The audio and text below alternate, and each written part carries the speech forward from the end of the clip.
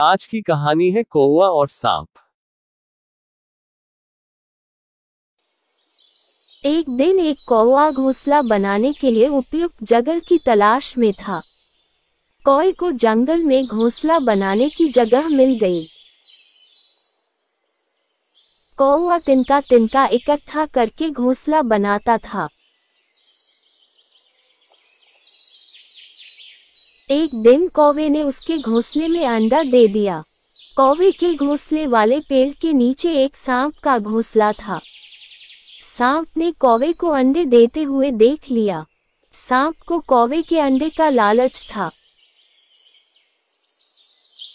एक दिन कौवा भोजन की तलाश में निकला। तभी सांप अपने घोंसले से बाहर निकला और कौवे के घोंसले की ओर चला गया। वह कौवे के घोंसले के सामने गया और एक एक करके अंडे खाने लगा।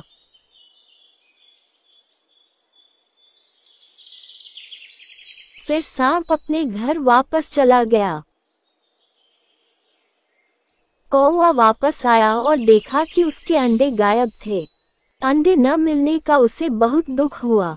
कौवा चिल्लाने लगा कि मेरा अंडा कहाँ गया। कुछ दिन बाद कौवे ने फिर अंडा दिया। कौवे की अनुपस्थिति में सांप ने फिर अंडे खा लिए।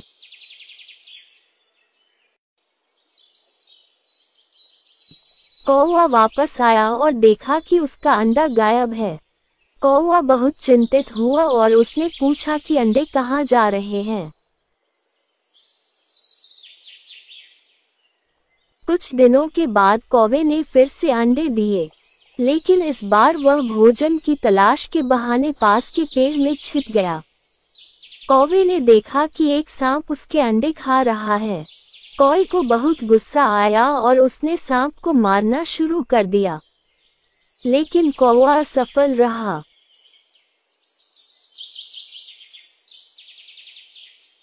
कौवा उदास होकर उड़ने लगा और सोचने लगा कि इस सांप की पकड़ से कैसे बचूं।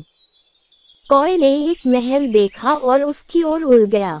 वहां रानी अपनी सहेलियों के साथ स्नान कर रही थी। रानी के आभूषण बगल में थे। उस आभूषण को देखकर कौवे के मन में एक विचार आया। कौवा गहनों के पास गया और मोतियों का हार लेकर उड़ गया।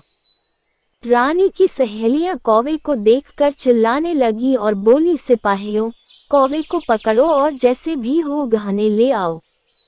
सिपाही कौवे के पीछे दौड़ते रहे। कौवे ने रत्नजड़ित चोंच उठाए और तेजी से उड़ने लगा, और सिपाही कौवे का पीछा करता रहा। सिपाही कौवे के पीछे भागने लगे। भागते समय वे हाँफने लगे। कौवे ने मोतियों का हार सांप के घोंसले में गिरा दिया और उड़ गया। सिपाहियों ने कौवे को मोती का हार एक गड्ढे में गिराते हुए देखा।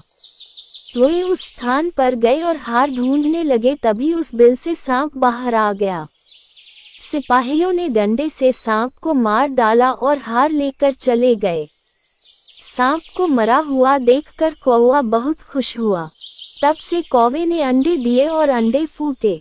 वह बच्चों के साथ खुशी खुशी अपने दिन बिताने लगा। कहानी से सीख। हमें इस कहानी से यह सीख मिलती है कि कभी भी निर्बल का फायदा नहीं उठाना चाहिए। साथ ही मुसीबत में समझदारी से काम लेना चाहिए।